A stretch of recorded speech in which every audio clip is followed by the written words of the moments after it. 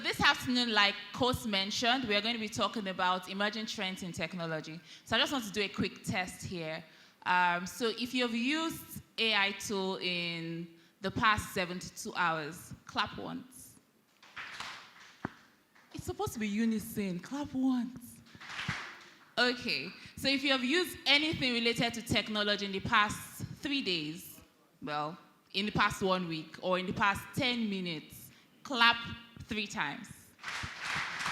All right, so give yourself a round of applause.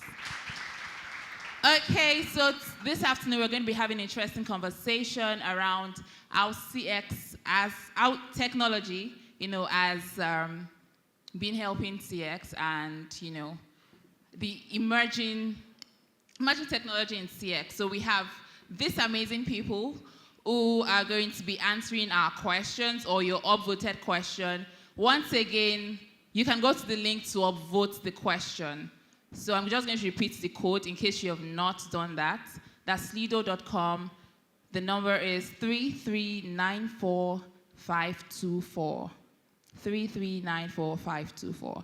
So we're going to start with the current highest voted question. Okay, so this one says, how are AI-driven chatbots and virtual assistants evolving, and what role will they play in the future of customer experience and service? So I'm going to direct this to Kende. Yes. Good afternoon, everyone. Yes, it's nice being here. I think I would like to thank Tega and Cowrywise team. It's fantastic. And happy customer service week, everybody. Great. So when you talk about chatbots and all, and what is their role, and how are they going to evolve in the next couple of years? Currently, I would say in the last couple of years, we've all interacted with chatbots. When you go on a website, you see them pop up, and then you say, how can I help you, right? That is automation. Now, if you power that with AI, there is this level of deeper conversation you will be able to have with a chatbot without you knowing that you're actually chatting with a bot. Now, from Zoho's side, what we've done so far is that we've been able to manage and tell our customers that if you're using a chatbot without you knowing that you are chatting with a bot, that is the power of AI. Because everybody is scared of AI. I don't want to chat with AI. I want to talk to somebody. Personally, when I'm chatting on a particular platform and I see the option to chat with human, what do?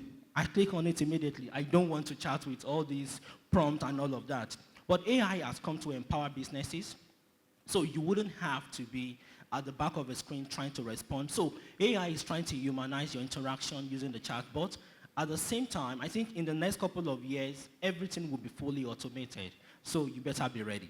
So as the customer support specialist, as a customer support engineer, whether you are working at the front end or the back end, you need to find a way to personalize and humanize that chatbot using AI to be able to deliver quality service. I think that would be my response. Okay, so there's still another question regarding AI, but I'm going to merge this with another one.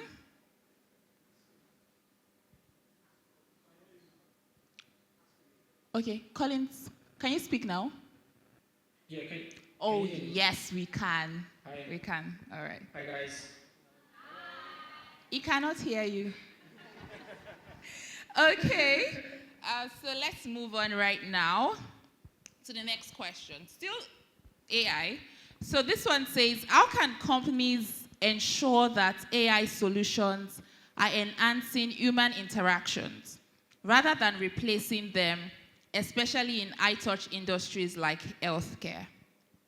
So there's the advent of AI, and there's that touch with the human. So how do we ensure that we're not replacing humans with AI? Yes, okay. You can go. So yes, I know it can get a bit scary when you hear things like, oh, AI is going to take jobs.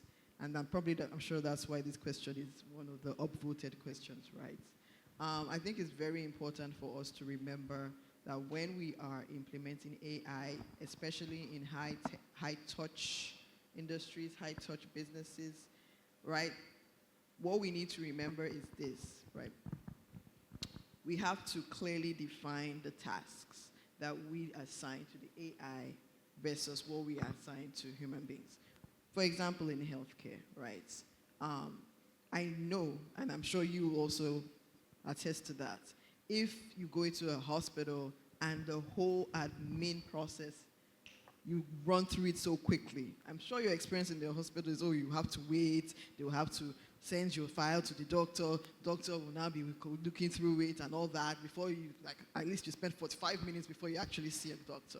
Now, that is a huge opportunity for AI to help make that whole process seamless, such that by the time you get to your doctor has already read through your file. The AI has predicted what could be the issues, and the AI has brought up to the doctor's dashboard that, look, he or she has a history of, I don't know, diabetes, of high blood pressure, whatever. So all that information provided to the doctor at an instant so quickly, such that the doctor can now use the information that the AI has brought to him to make faster decisions, right? And I'm sure you understand that look, if your doctor has, like, in a glance, everything, all the possibilities that could be wrong with you based on the symptoms you presented in that particular consultation, that doctor will be more empowered to make the right diagnosis that will help you get well, right? So what we should all remember, while we're trying to deploy AI to high-touch areas like healthcare, is this, right? Everything, all the simple tasks, let AI handle that. All the complex tasks, all the things that require human touch, diagnosis, the empathy, all of that, leave it to the humans as is. As long as there's this ethics that guards the deployment of AI, especially in high-touch areas, we have nothing to worry about. But I promise you that, look, once we begin to see those integrations, like where the AI, through Internet of Things, is able to send the right information to your doctor, to your practitioner, once we begin to live in that life, the benefits to healthcare, general well-being of human beings will be enormous, and I'm sure everyone will be happy for it. I think we can also look forward to, imagine you walk into a primary health care in Nigeria and they have technology in use. I feel like it will actually help a lot. So that's just a digression. Okay. Yeah, can I add one more point? Yeah, sure, of course. So I completely agreed with Unoma about being careful and cautious when you're using AI. However, I think I'm going to be biased as a business person. And if you are in this room, you should be scared, but not scared. Right. So as a business person, I would like to automate a lot of my processes. So let's take healthcare, for example. I will need you to book an appointment to see a doctor. I want to know your history. I want to know the medications you've been on in the last 20 years. You understand? So when you come into the hospital, you now go to the front desk. They will need to start looking through their computers to get your data. When was the last time you were here? Who attended to you? They are taking a lot of your time. Now, if you book an appointment online and the appointment goes to the hospital database and the computer can easily fetch out your record, understand your history, assign it to a doctor that attended to you based on your prior visit, and then give you a date to come in and see the doctor. And the moment you check in the front desk, you say, oh yes, he's waiting for you. You can easily get better customer service when you integrate AI. So the fear of AI taking your job, it's valid and it's genuine. However, I don't think you should be scared that AI will be taking your job. What you need to do as an individual is to evolve. Gone are the days. I mean, let's think back to about 50 years ago or 100 years ago. We do not have calculators, right? So we have to use 1 + 1. And even remember, we use Roman numerals sometimes. You know, when you do 1, 1, 1, this and that. Now, we have calculators now. What did we do as humans? We evolved. So the mathematical questions we're having today is not the one that you would need to do Roman numeral. Is it Roman numeral? Yes, I can't remember, you know. So I'm telling you that people born 5 years ago, they can't even understand what that is all about. So what we've done as human beings is we've been able to evolve. The new problem we are facing now is at the higher level. So when you're talking about customer experience, as a businessman, my priority is the convenience of my customers. When they walk into my establishment, how seamless it is for me to deliver my service. So you need to find a way to adopt technology at every touch point to ease the customer experience in obtaining the service they want from your business. So should you be scared that AI will take your job? Yes. Should you not be scared if you are evolving? So which is why you have to maybe take on courses and all of that, and especially business people. Business owners, you need to find a way. A lot of us here, we complain about customer service from a lot of organizations, and that is because we are dealing with human, and human capacity is limited. And that is the truth. If you are able to interact with AI without you knowing that it's AI, you give them thumbs up, trust me. So that would be my contribution to. Don't be scared, please. All right, thank you, Kenny. So I see Colin smiling, and I'm wondering, do you want to say any? Okay, I think you're awesome. Yeah, so I sort of want to just like add one or two things like to what the other speakers have said. So we at Simple we kind of take like a slightly different approach to it's a slightly different viewpoint actually to whether AI will take your jobs or whether you should be scared of AI and all of that stuff. But the reality is we tend to think about it this way. So hypothetically, imagine you have a pie chart and there are two variables on this pie chart. There is automation on one side and there is like human on the other side. At Simple, we tend to think about these things slightly differently.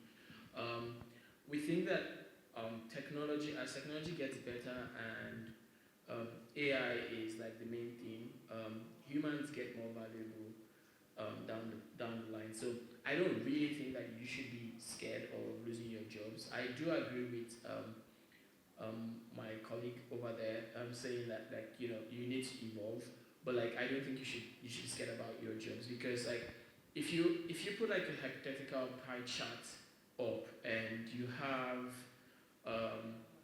have automation on one side and then you also have like humans on the other end.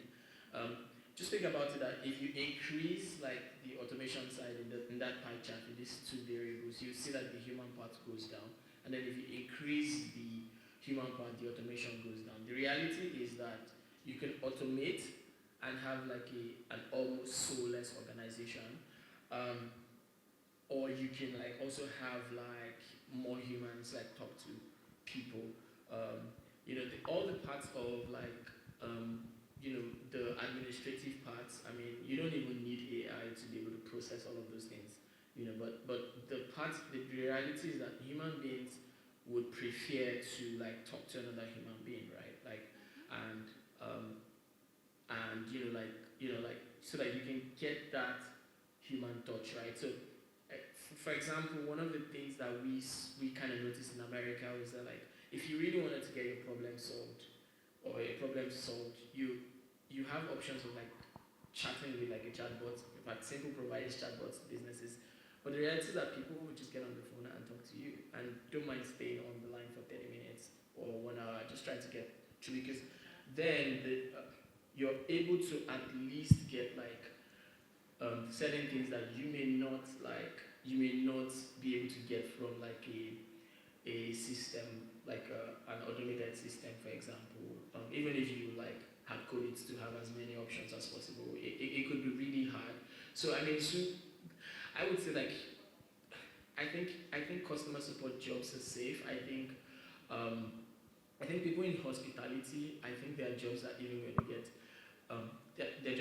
get more valuable. I predict like 5-10 years down the line, people that care for people, like so nurses, doctors, people that have to actually talk to another person, people that take care of older people. I think those industries are going to skyrocket in terms of value, because most people would rather like have their aged parents taken care of by another human being that is loving and kind, and as opposed to like some automated system or some AI tool.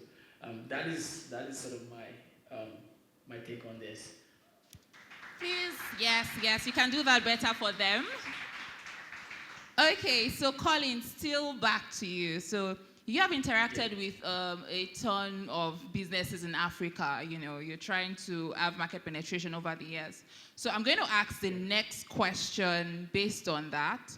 So what are the key challenges businesses face when adopting new CX technologies?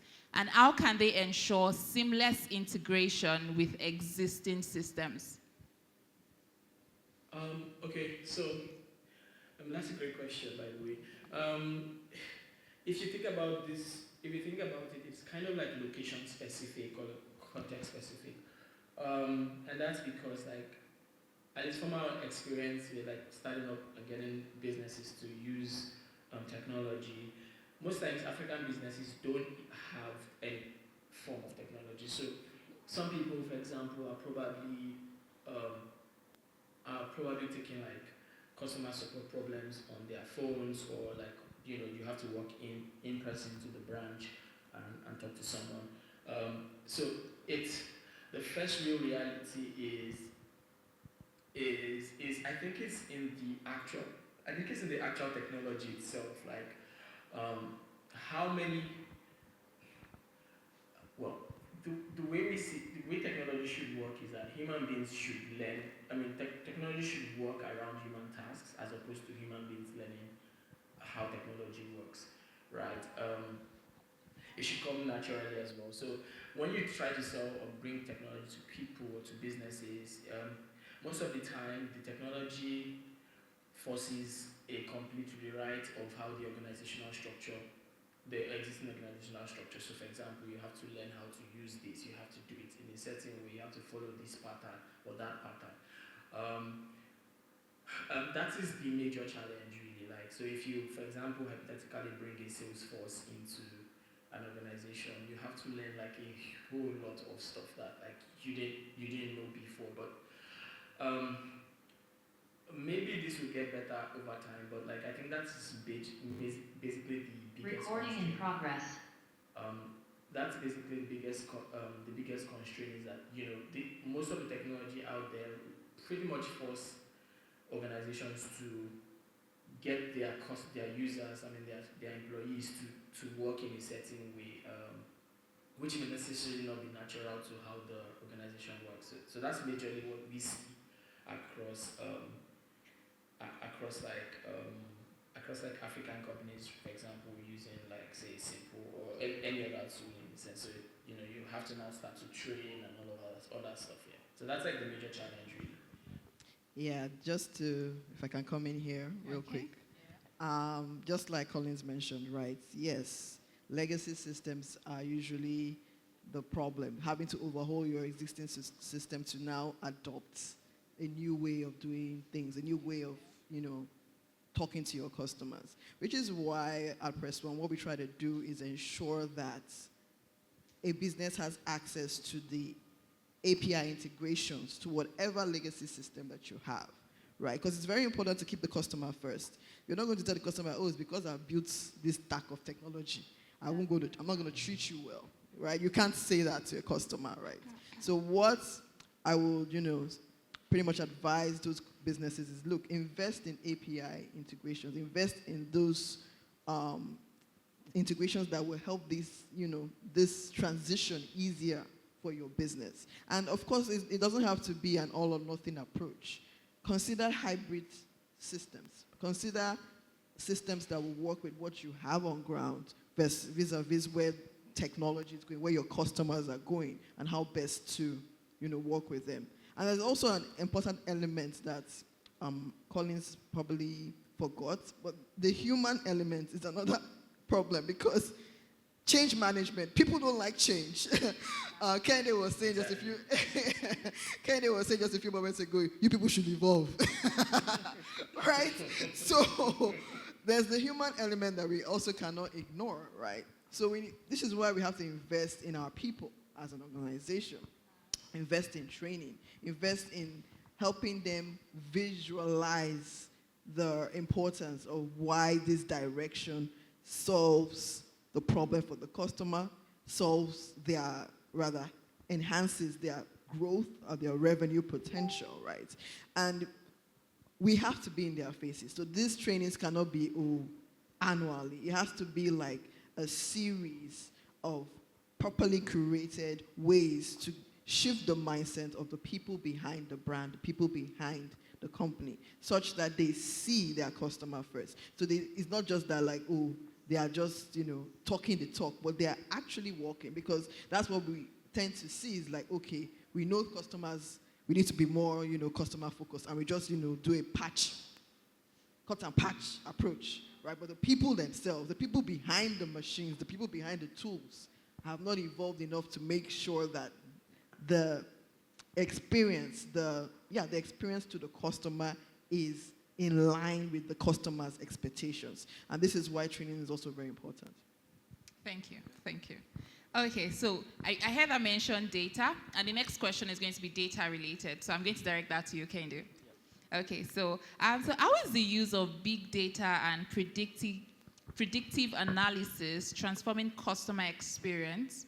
And how can businesses leverage these insights for more personalized interactions? Thank you very much for that question. Yeah. I, for one, I believe that data is very important for any business owner, whether you are small, medium, or big, even if you are a solopreneur. In fact, if you are an influencer, so you need data. You want to know your customer segments. You want to know the kind of people that actually that are showing interest in what you're selling. So big data will help you make informed decision, number one. Also to help you tailor your approach to your marketing, how you support your customers, the way you engage them. So you have a pattern, right? And which is why you cannot leave technology out of this conversation. When you talk from A to Z, you still have to find a way to make sense of that data. We talk about big data, that's talk about personalization. You talk about how to automating the. In fact, when you send, I usually make an example of your birthdays. You receive an email from your banks, right? You will say, hey, GTB or Zenith, or oh, they are wishing me happy birthday. Trust me, nobody remember you. They don't know that it's your birthday. It's automation, But what they've done so far, what that has done for businesses is that it's kind of it humanized that engagement with that bank. So when you send me happy birthday, oh, wow, fantastic. And they do that 12 a.m. sharp. Do you think somebody's behind their desk to send you email happy birthday? That is the essence of big data and how you can actually harness that opportunity, the analytical part of your business, to give your customers that humanized, personalized engagement with your brand. So I think it's important for us to adopt and also use that to enhance our businesses, especially when it comes to customer support. You want to know that. So can you imagine a scenario whereby you call your customer service and they say, hi, my name is Kende calling from Zoho. I see that last week you were here, 2 weeks ago you have this issue. Why are you calling how can I help you today? No, why? So instead of you saying, okay, you spoke to somebody, oh, let me pass your phone, let me transfer your call. Okay, I'm sorry, this is not the right department. They keep transferring.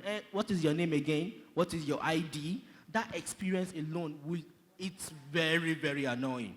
But the moment you say, hi, my name is Ken, okay, give me your ID, and they have all your history. They were telling you, okay, you're on this medication, you're on that medication, oh, you're on this service, would you like to upgrade? Can you cross-sell? Do you want to buy this? So that personal engagement you have with your customer can be powered by analytics and big data. So which is why technology is always at the forefront of customer support, customer service, and customer experience.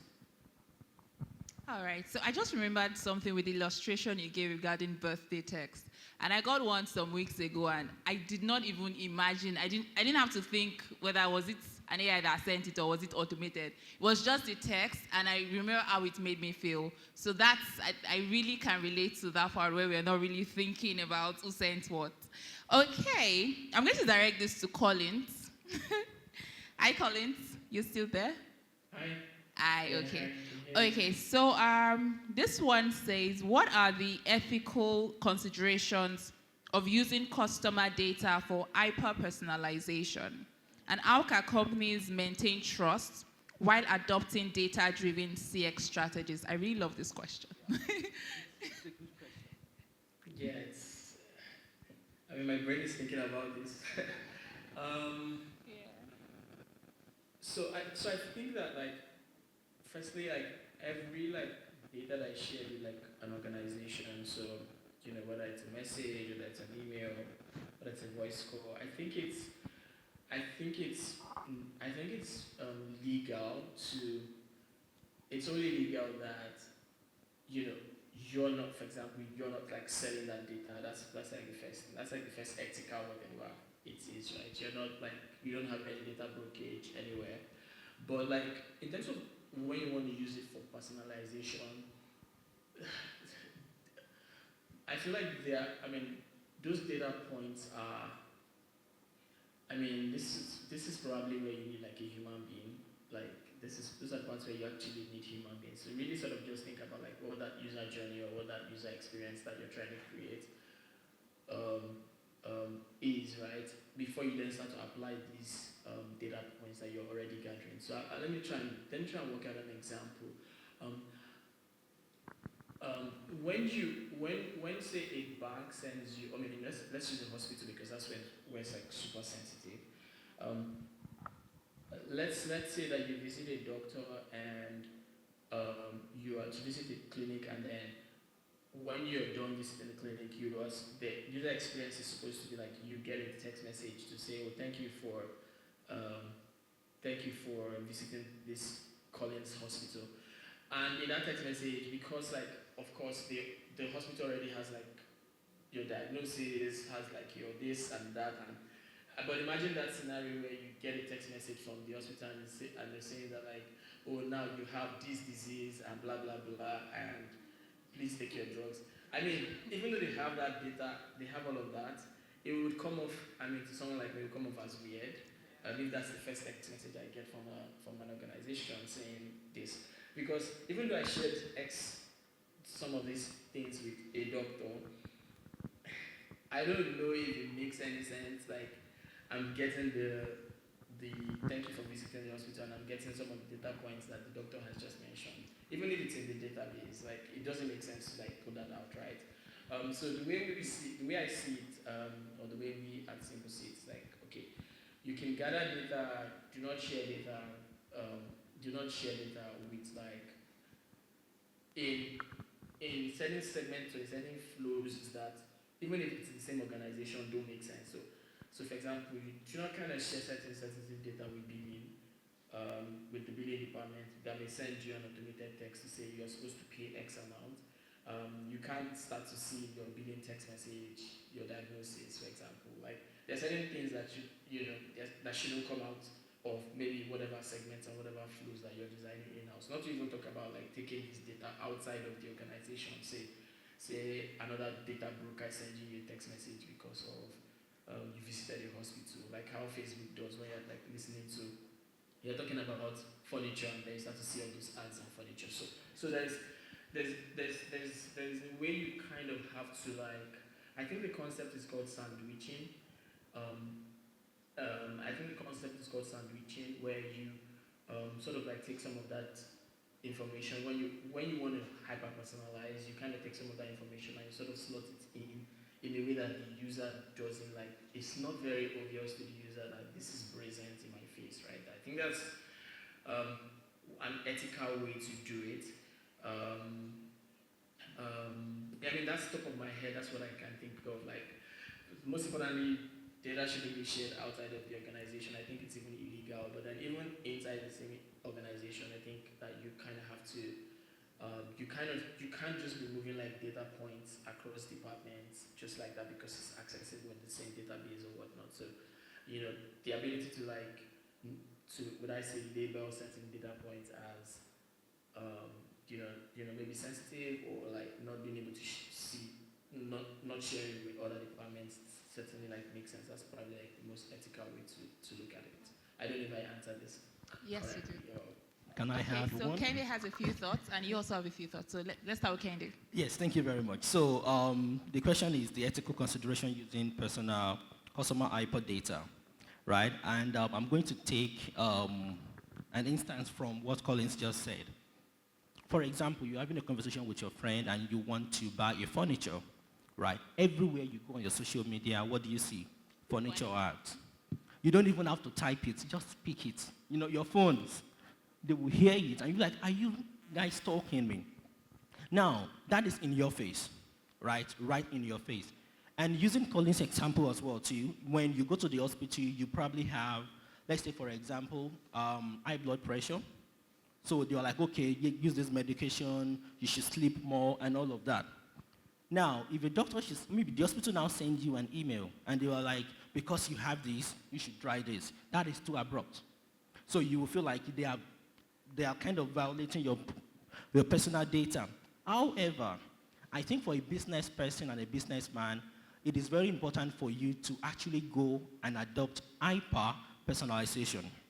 In the sense, you do so for the hospital example now, you go to the hospital and you currently have maybe the BP thing is going up, and maybe 2 days later, the hospital sends you a newsletter on how to regulate your blood pressure, not directed at you. Say these are the things you can do, tips on how to live healthy. And you have, maybe it's the second paragraph is where they put the blood pressure thingy, right? You see it, you read it, but it's not really directed at you.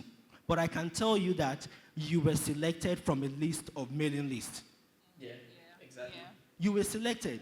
So you just go down again, maybe 2 days down the line, you're gone for another checkup and you are fine. And then they will send you another email, like a newsletter, to tell you best way to keep it normal, best way activities. You know, you'll be like, oh wow, this is very interesting, and you keep reading. What the business is doing to you, they are grinding their brand into your head. So next time you go to the hospital, you even mention it to the doctor and say, oh, I saw this thing, is it correct? And customer will say, yes, go ahead. Now, as a business person, you are trying to buy furniture, and you purchase maybe a stool from my business. And then 2 weeks down the line, I'm sending you tips on how to maintain this tool. Use this particular detergent, use this cloth, use that one. I'm not trying to sell you anything. And I'm not telling you that you bought something from me or anything. I keep telling you how to maintain it. That is hyper-personalization. You will look forward to the next content, and at the end of it, I will say, do you know that if you buy this table, you can get a stool that will work in the same, and then you will start considering it. You see, as a business person, that has actually influenced the way people deal with your business. Not just on the buy and sell. There is an emotion that has been attached to that conversation. And that is what hyper-personalization would do for your business. But then, before you do that, you need to make sure you get consent from your customers. You need to make sure that you are compliant with the local laws, NDPA, data privacy, data policy, all the laws you need as a business owner to make sure that you are not breaching anything. And trust me, if you ask anyone here that, do you consent to us sending you promotional this thing, they will say yes. Everybody wants to receive email, but they don't read it. So you have that. Just include it in your just include it in your TC, terms and conditions. They will not read it, they will just check it. And I'm not saying that it's right, but I'm telling you that as a business owner, as a customer service person, it's very important for you to get the consent. And for a business person, I talk as a businessman, so you need to know that you should have all these things covered. At the same time, you need to harness that power of personalization. It gives your brand that personal touch. Even though it's AI doing it, people tend to have that emotional connection to your brand. And I think that is also the best way to manage that. Thank you. Okay. Just in case you walked to the restroom while I asked the question. So the question we are currently talking about is, what are the ethical considerations of using customer data for hyper-personalization?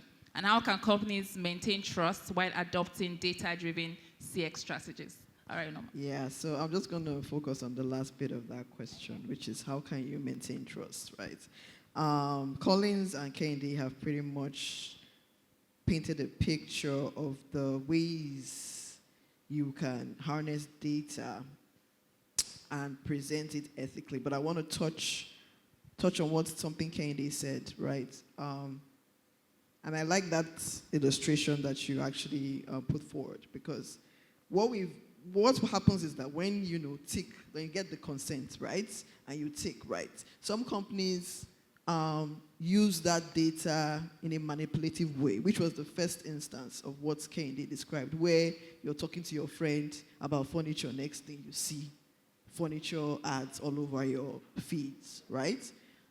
As a company, and I think going forward, what we should be focused on, what we should adopt more of is the second approach, wherein after the purchase. So in a post-sales situation, you now harness that data to make that customer feel seen, right? Feel thought about, right? Because you're no longer after the money.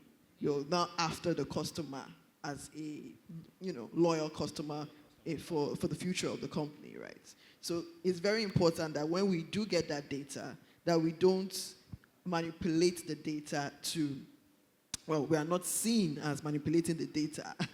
I mean, using the data in manipulative ways to get you to get a sale, right? Because that is what irritates us as humans. That's what's like, whoa, you after my money, please leave me alone, right? So it's very important that as companies that we learn to adopt the post-sales approach to mining that data.